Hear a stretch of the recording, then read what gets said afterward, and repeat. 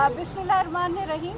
आज हम यहाँ जो शहीद मोहतरमा बेनज़ीर भुट्टो साहिबा rehabilitation and detox centre, drug detox centre में खड़े हैं और यहाँ हमें हेल्थ डिपार्टमेंट के जो है एंटी नारकोटिक्स फोर्स के ताउन से ये हम ग्रांट देते हैं एंटी नारकोटिक्स फोर्स को जो चला रहे हैं ये सेंटर। इसमें ना सिर्फ औरतें बल्कि मर्द और बच्चे भी ट्रीट हो रहे हैं और ये बहुत ही अच्छा सेंटर है। इसमें बहुत सारी कामयाबी भी हुई है कि जो ड्रग यूज़र्स हैं, जो सब्सटेंस अब्यूज़ करते हैं या हेरोइन है या आइस है या चर्स है या जो दूसरी चीज़ें जो नशावर चीज़ें हैं उसका इस्तेमाल करते हैं, वो यहाँ आके ट्रीटमेंट लेके वापस एक जो है बेहतर सिविलियन, बेहतर इंसान के तौर पे अपने माशरे में वापस चले जाते हैं। और इसलिए इन सेंटर्स की बहुत ज़्यादा ज़रूरत है क्योंकि आपको भी अंदाज़ा है कि ये वबा जो है किस तरीके से फैल रही है पूरे मुल्क में। और हम सिंध में खुश नसीब हैं कि हमें ANF के साथ हमने हेल्थ डिपार्टमेंट ने ये शुरू कर दिए हैं सेंटर्स। बहुत सारे सेंटर्स हैं, हमारे सक्कर में भी है, हैदराबाद में भी है, कराची में मंगोपीर में है, मलीर में है और यहाँ है। और हम चाह रहे हैं कि इससे ज़्यादा सेंटर्स भी बने, जैसे लाड़काना है या शहीद बेनज़ीराबाद है, मीरपुर खास है, वहाँ भी हम सेंटर्स चाहेंगे कि बन जाएँ आगे चल के। और ये जो है सेंटर्स के साथ साथ इनके अंदर रिहैबिलिटेशन या वोकेशनल ट्रेनिंग भी दी जाए ताकि वो जब जाएँ तो वो कुछ अपना रोज़गार जो है वो उसकी रोज़गार भी कमा सकें, अपने लिए पैसे कमा सकें और अपने घर का जो है माहौल बेहतर कर सकें। तो ये सारी चीज़ें इसमें की जाती हैं और मैं समझती हूँ इस तरह के सेंटर ज़रूरी हैं कि सारे मुल्क में हों। मैं समझती हूँ पंजाब और बलूचिस्तान और KP को भी इस तरह के सेंटर्स खोलने चाहिए और इससे बहुत ज़्यादा फ़ायदा होगा लोगों का।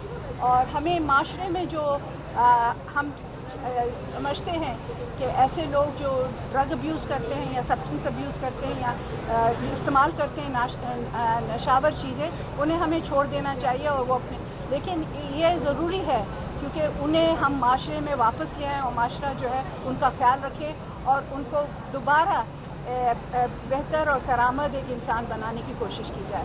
तो ये नहायत ही ज़रूरी है। यहाँ साइकियाट्रिक ट्रीट और उनके जो है हर लिहाज से उनकी खुराक का ख्याल और उनकी जो है बेहतर तरीके से उनको की नशो नमा की जाती है। तो मैं समझती हूँ ये सब जो है ANF एंटी नारकोटिक्स फोर्स के हम मरून मिन्नत हैं। उन्होंने बहुत हमें सपोर्ट किया है इसके लिए और हम जो है इसके हेल्थ डिपार्टमेंट पैसे देती रहती है, ग्रांट्स देती रहती है जिसके तहत ये चलते रहते हैं सेंटर्स। शुक्रिया। कोई और सवाल?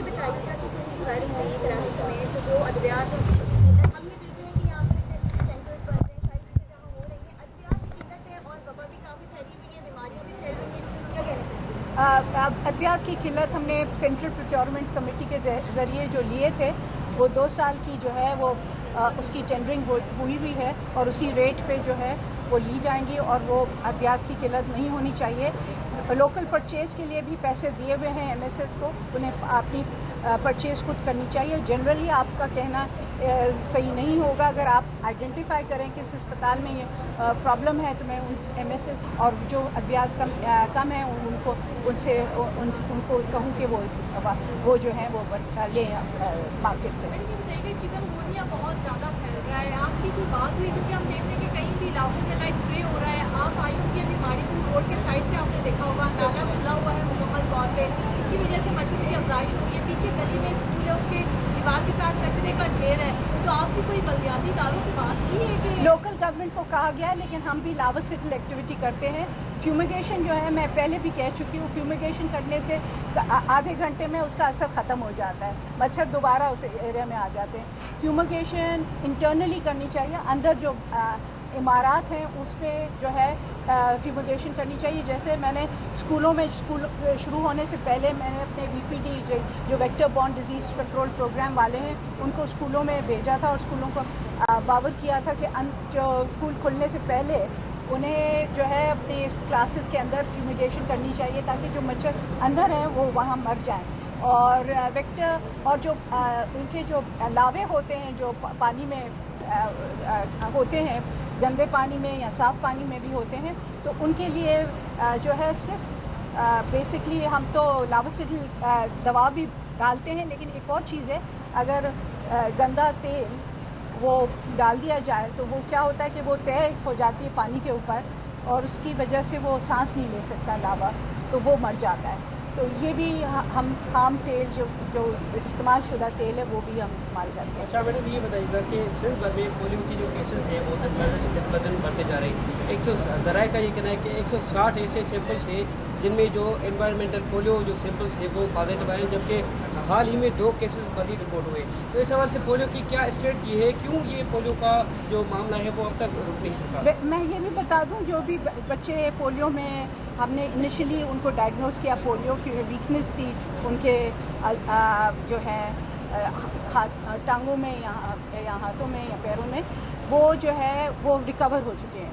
تو اس کا مطلب جو ہم پولیو پروگرام چلا رہے ہیں, جو ہم ویکسین دے رہے ہیں, اس کا اثر ہے. کیونکہ یہ بچے جو ہوتے ہیں کمزور ہوتے ہیں, جیسے ہم کہتے ہیں امیون کمپرومائز ہوتے ہیں, ان کی قوت مدافعت جو ہے وہ کمزور ہوتی ہے, اس وجہ سے وہ پولیو ان کے اوپر اثر کرتا ہے. لیکن کیونکہ ان کو ویکسین دی ہوئی ہوتی ہے, اس وجہ سے وہ ویکسینیشن کی وجہ سے وہ ریکوری ان کی ہو جاتی ہے فلی. وہ پیرالسس یا محتاجی کی طرف یا ان کی جو ہے ریکوری ہو جاتی ہے, تو وہ نہیں ہو جاتے, پیرالائز نہیں ہو جاتے. تو اس وجہ سے میں سمجھتی ہوں پولیو پروگرام جیسا بھی کوشش کر رہے ہیں, ایکچولی جب تک انوائرمنٹ میں پولیو رہے گا تب تک انسان میں بھی وہ داخل ہوگا وائرس. لیکن ہم کوشش کریں کہ ہم جتنے بہتر کیمپینز کرتے رہیں. 28 تاریخ کو دوبارہ کیمپین ہماری شروع ہو رہی ہے, اور میری سب والدین سے التجا ہے کہ وہ پلیز پولیو کے قطرے ضرور پلائیں اپنے بچوں کو, تاکہ اس وبا سے ہم نجات پائیں. شکریہ بہت بہت.